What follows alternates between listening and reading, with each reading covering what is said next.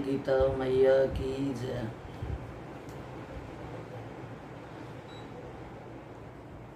आज हम गीता समझेंगे और पढ़ेंगे। गीता एक वह शास्त्र है जो हमारे जीवन को चलाना सिखाती है, भक्ति मार्ग पर लेके आती है। गीता भगवान का गाया हुआ गीत है। गीता भगवान का प्रेम पत्र है। गीता हम कहते हैं कि हमारे को समय नहीं मिलता, हमारे को विषय विकारों में गिरे हुए, जैसे हम कहते हैं हम बहुत चिंतित हैं, गीता पढ़ने का टाइम नहीं है। लेकिन गीता भगवान श्री कृष्ण ने अर्जुन को कहाँ सुनाई? जहाँ पर चारों तरफ सेना खड़ी थी, युद्ध की पूरी तैयारी थी। अर्जुन लड़खड़ा रहा था अपने सामने सब अपनों को देखकर। दादा, चाचा, मामा, भाई, जब सबको देखा तो अर्जुन के मन में ये आया कि अगर मैं जीत भी जाऊंगा युद्ध करके तो किसको दिखाऊंगा। अर्जुन जो थे वो ना युद्ध नहीं चाहते थे, लेकिन दुर्योधन युद्ध भी चाहता था और जीत भी चाहता था। भगवान श्री कृष्ण ना युद्ध चाहते थे, ना जीत चाहते थे, ना हार चाहते थे।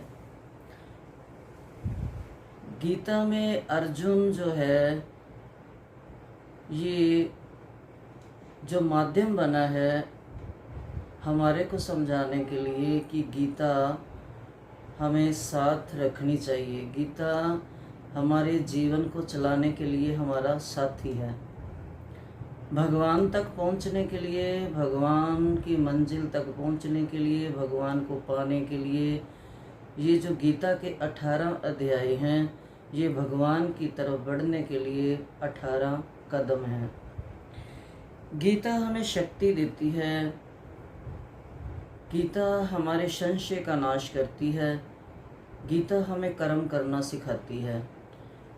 गीता भक्ति में बढ़ावा दिलाती है। भगवान ने गीता युद्ध के मैदान में ही क्यों सुनाई? भगवान अर्जुन को क्या पहली दफ़ा थोड़ी मिले थे?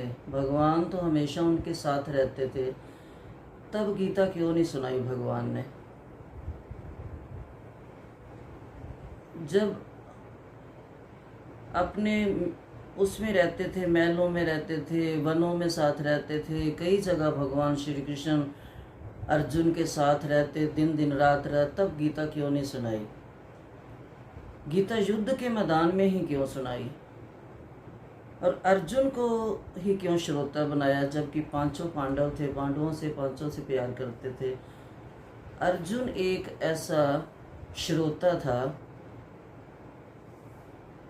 जो भगवान को पता था कि ये अर्जुन जैसा श्रोता कोई बन नहीं सकता।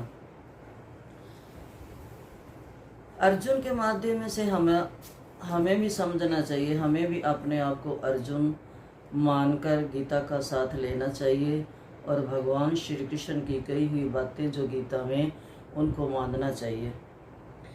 हम जैसे अपने साथ अपना परस या अपना कोई ज़रूरी सामान लेके चलते हैं, ऐसे हम गीता को भी साथ एक ज़रूरी चीज़ समझकर ही साथ रखें। गीता हमारा मार्गदर्शन करती जाएगी।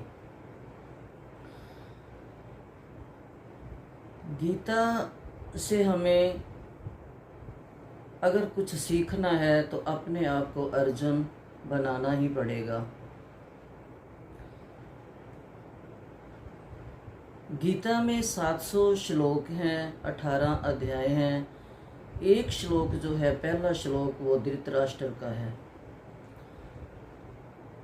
धृतराष्ट्र के मन की, कहते हैं ना, जो मन में चलता है वो जुबा पे आ ही जाता है। तो धृतराष्ट्र के मन में पहले श्लोक में ही उनके मन की वृत्ति बाहर आई, मन की जो भावना थी बाहर आई। क्या निकला उनके मुख से? धर्म क्षेत्रे कुरुक्षेत्रे समवेतायुयुत्सवः मामकः पांडवश्च किम कुर्वत संजय। हे संजय, मेरे और पांडु के पुत्रों में क्या हुआ, वो क्या कर रहे हैं, जरा मुझे बताओ। क्या निकला मुँह से? मेरे और पांडु पुत्रों के। अगर धृतराष्ट्र की भावना शुद्ध होती तो उनके मन से क्या निकलता कि हमारे बच्चों में क्या हो रहा है, या हमारे उनके लिए सब बराबर थे। अगर उनके मन में मैं मेरा ना होता तो उनके मुख से ये निकलता कि हमारे बच्चों में क्या चल रहा है। लेकिन पहले शब्द में उनके निकला मेरे और पांडु पुत्रों के। तो शायद इसी करके दोबारा श्लोक धृतराष्ट्र का आया ही नहीं बीच में, क्योंकि उनके तो अंदर में मैं और मेरी थी। इसलिए हमें गीता में मैं मेरी त्याग कर शुद्ध भाव से अर्जुन की तरह श्रोता बनकर सुने तो हमारी जिंदगी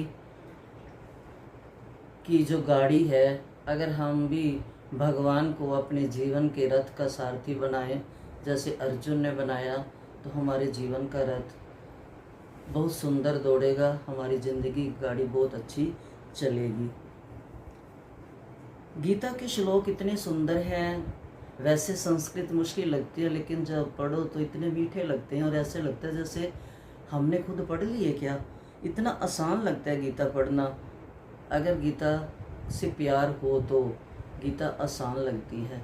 गीता से प्यार करो, गीता को पढ़ो, समझो और मानो।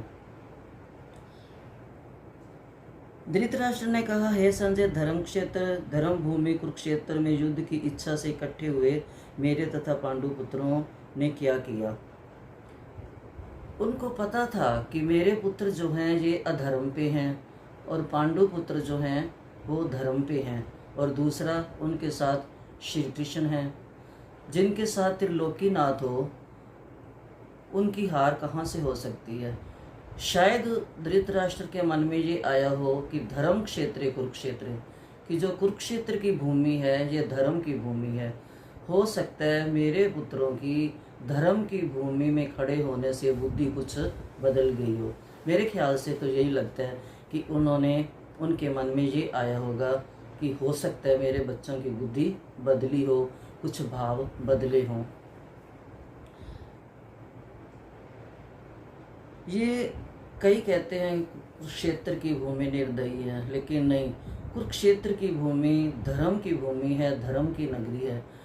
भगवान कृष्ण ने क्यों चुनी ये भूमि, और भी कहीं चुन सकते थे, लेकिन उनको पता था कि ये कुरुक्षेत्र जो है ये धर्म नगरी है, धर्म भूमि है।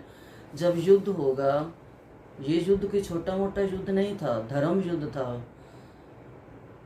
तो इस युद्ध में कई मारे जाएंगे, और अगर हम उनकी क्रियाक्रम में लगे रहेंगे तो दूसरे दिन के युद्ध की तैयारी कैसे होगी।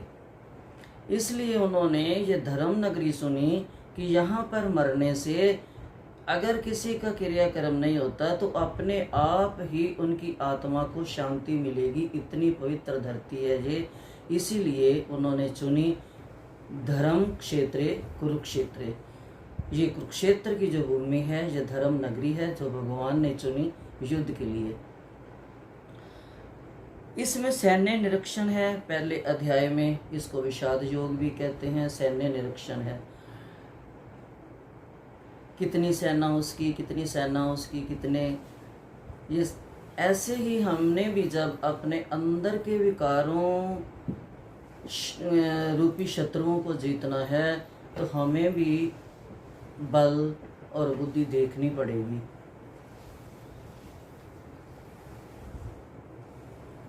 गीता मार्गदर्शक कराती है। गीता संशय रूपी जीवों को उड़ाकर जिंदगी जीना सिखाती है। गीता भगवान का गाया हुआ एक मधुर गीत है। भगवान ने ये सारी गीता गीत रूप में 45 मिनट में पूरा किया था। इतने सुंदर श्लोक, सारे शास्त्रों का सार, उपनिषदों का सार, अगर गीता हमारी समझ में आ जाए तो हमें किसी भी शास्त्र पढ़ने की ज़रूरत नहीं है। कहते हैं वो भाग्यशाली है जिसका गीता पे ध्यान जाता है, जो गीता को हाथ में लेता है वो उससे भाग्यशाली, जो गीता को खोलता है वो अति परम भाग्यशाली, जो गीता को पढ़ता है वो परम से परम भाग्यशाली, जो गीता को जीवन में धारता है, मानता है, उसके तो भाग की कह नहीं किया है। गीता अति परम पवित्र शास्त्र है, प्यारा गीत है केशव का। मेरे को तो जब पढ़ती हूँ सुरीली मुरली ही लगती है गीता। वो मुरली तो जो थी वंशी थी, गोपियों ने सुनी थी, लेकिन ये जो सुरीला गीत है ये मुरली ही लगती है। अगर हम ध्यान से पढ़ें सुने तो इसमें बहुत मन लगता है। एक एक श्लोक गीता का दिव्य चक्षु खोलने वाला है, मन की आंखें खोल देता है और श्री कृष्ण के प्रति राग पैदा करता है, प्रेम पैदा करता है, जिंदगी जीने का मजा सिखाता है। दूसरा श्लोक है संजय वाच दृष्टा तो पांडवानेकं व्यूढ़ं द्रोधंस्तथा आचार्यमुपसंगमाय राजा वचनम भरवीत। संजय ने कहा, हे राजन, पांडु पुत्रों द्वारा सेना की व्यू रचना देखकर राजा दुर्योधन अपने गुरु के पास गया और उसने ये शब्द कहे। ये दुर्योधन देखकर चकरा गया। सेना जो व्यू चक्र बना हुआ था, इस सेना का जो सेना में जो कौशल था वो था द्रुपद का पुत्र। तो दुर्योधन को पता था कि ये बहुत कौशल है। दुर्योधन उन सेना में से जितने भी बलशाली थे सबको भीम और अर्जुन की तुलना करता था कि इतने इतने बलशाली अर्जुन और भीम की। तो उसको पता था कि भीम बहुत बलशाली है, अर्जुन बहुत कौशल कला में निपुण है और बलशाली है। तो हर की तुलना वो भीम और अर्जुन से ही करता था। तो वो गुरु द्रोणाचार्य के पास गया, क्योंकि वो द्रुपद पुत्र जो था दुष्ट दमन, ये द्रोणाचार्य का शिष्य था। तो दुर्योधन द्रोणाचार्य के पास इसीलिए गया कि गुरुदेव देखो, आपका शिष्य अर्जुन की तरफ है और वो हमारे साथ युद्ध करेगा, और उसने कितनी व्यू रचना की है, इतनी भयंकर व्यू रचना थी कि अगर कोई उसके अंदर जा सकता था तो बाहर निकलना मुश्किल था। बोल श्री गीता माता की जय।